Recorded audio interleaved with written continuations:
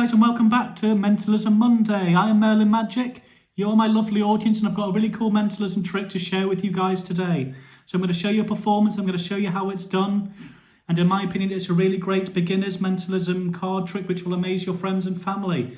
So grab yourself a deck of cards, watch the performance, and then stick around for the tutorial.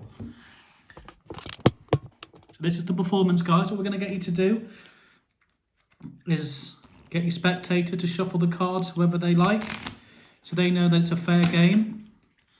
And as they do that, as you explain to your spectators, that they can shuffle the cards whoever they want, that the deck's not being set up in any way. It can be a borrowed deck.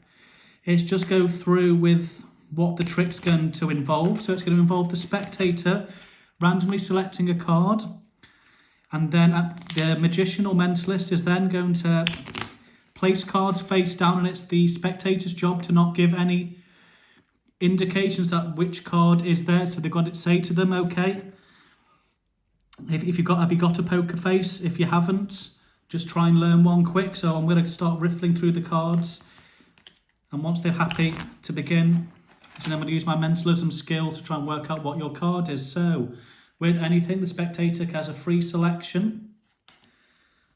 They've got two there, so they can pick any one. Like I said, they can change their mind. So go down, I'm not going to look. So that is their cards there. That'll be the card. So look at it, remember it. You then say, okay, you're going to place it on top like that. And you're good to go. Then just cut the deck like so, however they like. So they can truly lose the card in the deck. Like so. And once they're happy, they've cut it enough times. Like I said, the spectator can cut this. Then they're going to say, what we're going to do is I'm going to start placing cards down like this. And if you see your card, which you will at some point, don't give me any indication that that is their card. Because that's the mentalist's job. So it's going to be a little bit harder with me doing it through. So I'm going to try and gauge your reactions. So as you see here, I don't think if we can get a close up there. I'll go through what it is as well. So King of Hearts, Six of Spades, Four of Spades, Queen of Diamonds, King of Diamonds, Five of Clubs, Queen of Spades, Four of Diamonds, Queen of Hearts, Three of Spades, Seven of Hearts, Five of Spades, Five of Diamonds, Eight of Hearts, Jack of Hearts. Hang on. Yeah, I'm just getting something. I think your card is the Jack of Hearts. So that is the trick, guys. Like I said, it's really powerful when it's face to face, and now I'm going to show you how it's done. So welcome back to the tutorial. What you need for this is a deck of cards, or you can get a spectator to use their cards, which really sells this mentalism trick even better. Like I said, it's really powerful if you've got yourself an audience or a few members watching this, and then you can really gauge their reactions. That's how this trick. It doesn't work as well through a camera because you can't start saying stuff about reaction, because like I said, this card is really a simple mentalism trick. So the actual how you do it, it's actually really simple, but it gives off a powerful like mind reading aura to spectators. Like I said, so what you do is you get the spectators to shuffle the deck. There we go, just angle it down there so you guys can see. They really can, like I said, it can be a borrowed deck. They can mix the cards up as much as they like. It really does not matter. It's said like that. Then once they're satisfied, then it's up to them to then select a card. And they really have a free choice. So now they're picking here the Ten of Spades. As the spectators remembering their card, in this case, I've seen it this time, it's the Ten of Spades. And as they're showing it around to their audience members or whoever else is watching, as they're doing that, this is where your misdirection comes in. If you're new to magic, misdirection is where you're getting your spectator to focus in one area. For example, they're remembering their card, which then gives the magician / mentalist an opportunity to do some kind of sleight of hand. And this is not really sleight of hand, but you're misdirecting, so you can actually get a peek at the bottom card. In this case, it's the Five of Spades, and that is going to be your key card. So if any of you newcomers are new to magic, a key card is a card that you know about, which is then going to help me locate their card. And I'll show you how this works and why it works. So all they've done is they've looked at their card, shown it to their spectator and said, okay, I'm thinking of the 10 of spades. They'll say to themselves, as you're doing that, you get yourself a glance. The best way, I think, well, one of the ways you can do it if you're a beginner, is as they've gone, okay, that's their card. As you go to square them up, if you tilt them slightly like that in your hand, it gives you enough time to read like the top left-hand corner of the card. So as you go, okay, I'm just going to square. You don't even have to say, just as you go to square up, take a peek like that. So you get, in normal time, it would just look like they've, from here, it must be a different card this time. They dropped the cards there. They're looking, as I'm going to square it like this, I lift it up a slight amount. Not obviously you're like, ooh, look at me. If you don't want to draw attention to what you're doing, it's just a subtle, like a little rotation, which makes it look like you're squaring them up, but now you've glanced. The 10 of spades is now your key card.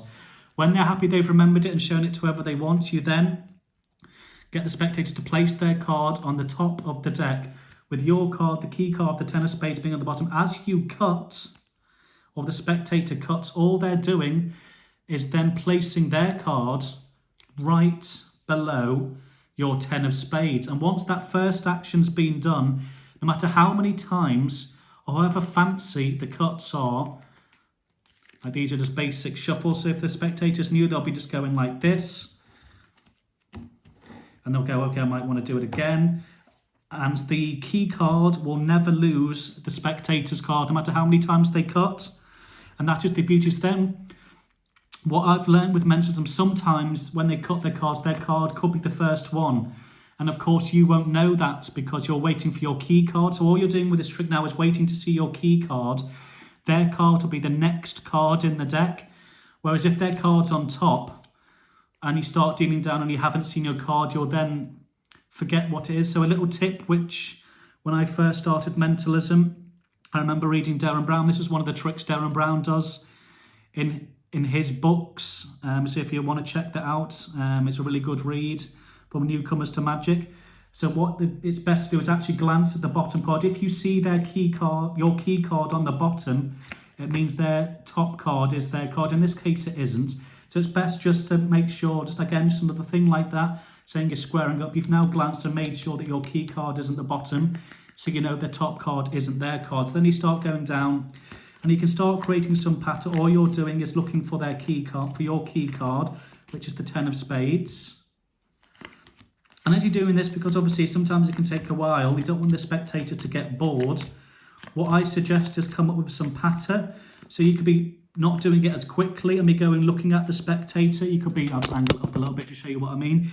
You could be going like, oh, as you're placing it down, you could be like, right, okay, yeah, and just make eye contact with your spectator. It really sells the mentalism part.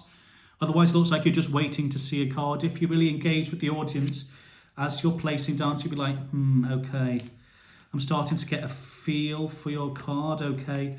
You can even make some stuff up, like when you come across a queen of clubs, you can just be like, okay, your eyes slightly flickered then, so when you saw a black card, so okay, so then you're just basically filling time till you see your key card, which in this case is the 10 of spades. So I'll angle it back down so you can see what I'm doing. So yeah, just make some pattern. Eye contact is key for mentalism, so you're just going down, okay, right, you smiled then on the 6, right, okay, so just say anything you want, because when you actually reveal it, they'll forget what you've said, but you're keeping the spectator engaged, and you'd be like, okay, I'm starting to really get a feel of what your card is now, like so. And once you've found their card, which I've actually gone through it, you then go, okay, your card is, and then you mention their card. So that is the trick, that is how you do it, is all you're doing is looking for your key card. So if their card is, let's see here, so the 7 of hearts, they're remembering it, you're squaring up, looking, so you're now looking for the 3 of diamonds. Once it's been cut, make sure it's been a full cut, so it gets cut into the deck like that. You're now looking for the 3 of diamonds, so you'd be like saying to your spectator, oh, okay, I'm going to use my mentalism powers to gauge your reactions, to read your reactions, to see what your card is. You're going to unconsciously tell me your cards, and all the time you're speaking, you're just waiting for your key card, in this case the 3 of diamonds, to show up.